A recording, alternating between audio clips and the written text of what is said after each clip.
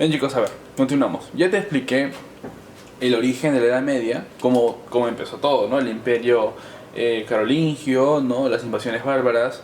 Ya te expliqué el medioevo, la época de auge en la que hubo mucho dinero, mucha producción agrícola, más gente que quería trabajar, formación de universidades, el auge y un poquito de crisis con las cruzadas. ¿Ok? Ahora vamos al periodo de crisis. La Edad Media es muy complicada, chicos. Son... ¿cuántos siglos? Del siglo V hasta el siglo XIII. Imagínate, son 800 años explicados en una clase de 40 minutos. Eso es bastante difícil. Así que vamos a correr. Baja Edad Media. La Baja Edad Media va desde el siglo XIV hasta el siglo XV. O sea, dura un siglo nada más. Lo que construiste en 7 siglos, en un siglo lo destruyes, chicos. Vamos. Expansión de la vida urbana y del comercio. Esto es muy bueno para nosotros, pero para ellos es malísimo. ¿Por qué? Porque ellos son reyes, recuerda, son reyes. ¿Su economía en qué se basa? En la posesión de tierras. El que tiene más tierras es más rico. El que acumula más oro, más metales preciosos, ese es más rico. Sin embargo, con la expansión urbana, ¿no? Con la revolución, la gente ya no vivía en la chacra, vivía en la ciudad.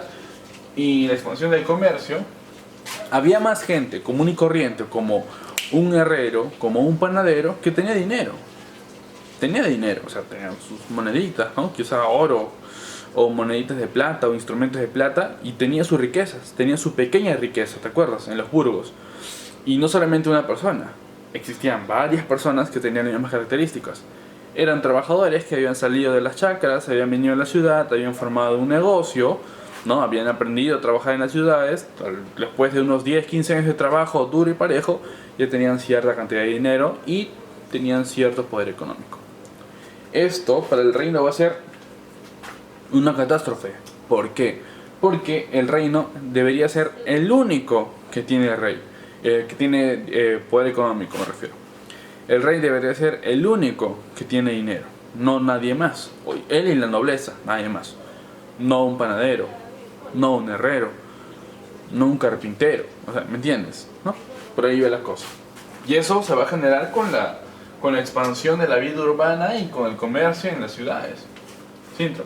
Y se va a producir también la centralización, ¿no? ¿Qué es la centralización? Quiere decir que la ciudad se va a centralizar. Va a haber una capital y en esa capital se va a hacer todo. La gente ha migrado tanto hacia la ciudad que la ciudad va a haber todo. Ahí va a estar el reino, ahí va a estar las ciudades, ahí va a estar las casas, van a estar los mercados, las ferias, todo va a estar ahí. Y en los campos afuera, ¿qué va a haber? Casi nada. Solamente los agricultores, ¿no? Los que no quisieron viajar, que siguen trabajando ahí en la ciudad, en los campos, perdón, ¿no? Cosechando, eso. Entonces se produce una centralización en la ciudad. ¿Qué pasó con la monarquía? La monarquía ha cambiado. ¿Te acuerdas? El periodo de acá. En Francia, los capetos. Inglaterra, Plaza Plantagenet. En el Sacro Imperio Romano Germano, Otón, ¿no? La dinastía Otón. Ahora eso ha cambiado. Han entrado reyes que tienen otra manera de pensar. Que ya no piensan en que tenemos que hacer un gobierno fuerte, centralizado, cerrado, autárquicos. No, ahora ellos piensan diferente. En Francia tenemos a la dinastía Borbón. En Inglaterra tenemos a la dinastía Tudor. En el Sacro Imperio Romano Germano tenemos a los Habsburgo. ¿Ok? En España también estamos en una relación un poco Borbón-Habsburgo, Castilla-Aragón, pero estamos por ahí en duda todavía. ¿Ok? Esta monarquía es distinta, ya no piensa como antes. Ellos piensan en comercio, piensan en expandir el mercado hacia otras zonas, ¿no? Y eso va a cambiar el sistema feudo-vasallático que ya te he explicado. Bien, en esto ¿qué va a pasar? Surge una amplia burocracia. Los hijos de los hijos, los primos, el tío de tal, todos van a querer tener un puesto político. Le van a quitar poder político ¿a quién? Al rey. El rey decidía todo. Era juez, también. Hacía las leyes, también. Dirigía el ejército, también lo hacía él.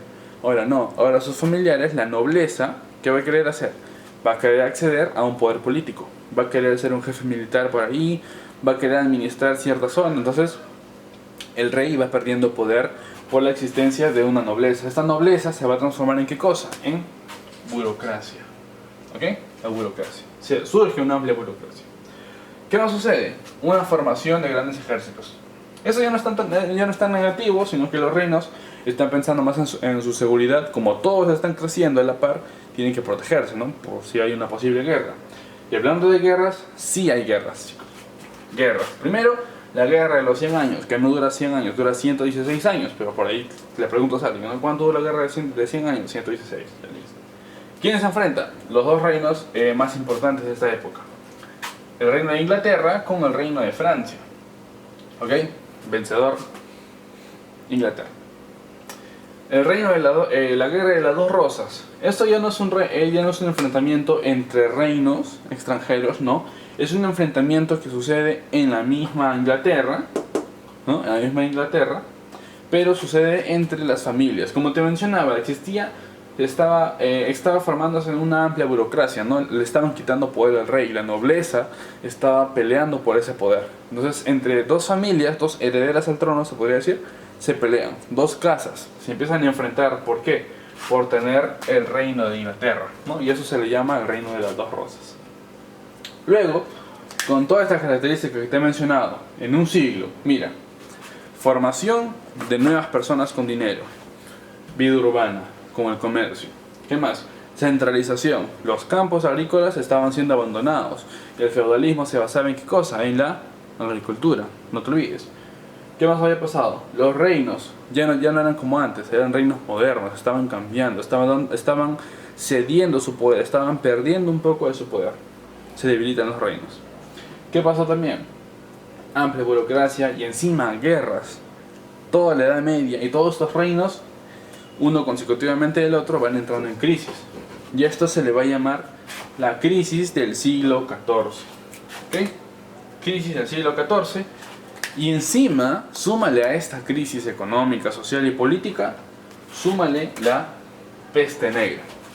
¿Qué va a pasar con la peste negra? La peste negra se va a transportar a través de las ratas, ¿no? Que eran ratas negras que salían de los bosques, se infiltraban en las ciudades, mataban a la gente de las ciudades, que eran los más pobres, digamos, los más pobres, a los no tan pobres, mataban también mataban a príncipes, a nobles, o sea, no perdonaban nada, ¿me entiendes? Súmale eso a las guerras, y ahora más esta pandemia, no quiero decirle pandemia para no aumentar la crisis que hay, pero esta enfermedad que va a terminar dándole la puñalada final a ese periodo llamado la Edad Media. Y encima, digamos, una nueva monarquía, un nuevo grupo de poder estaba surgiendo a lo lejos, ¿no? Esta es la historia de Occidente, ¿eh? La historia europea de Occidente.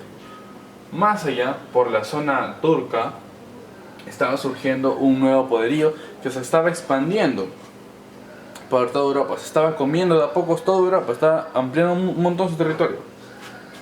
Entonces, ¿qué sucede?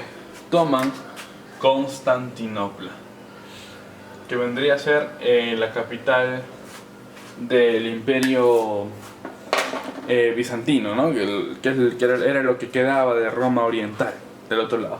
Toman Constantinopla, cambian el sistema económico, cambian su sistema social, el sistema feudo-vasallático ya no existía, ya todo estaba en crisis, y con eso, ¿qué sucede? El fin del feudalismo. ¿Ok? Entonces, chicos, ya estudiamos el origen, invasiones bárbaras, imperio carolingio.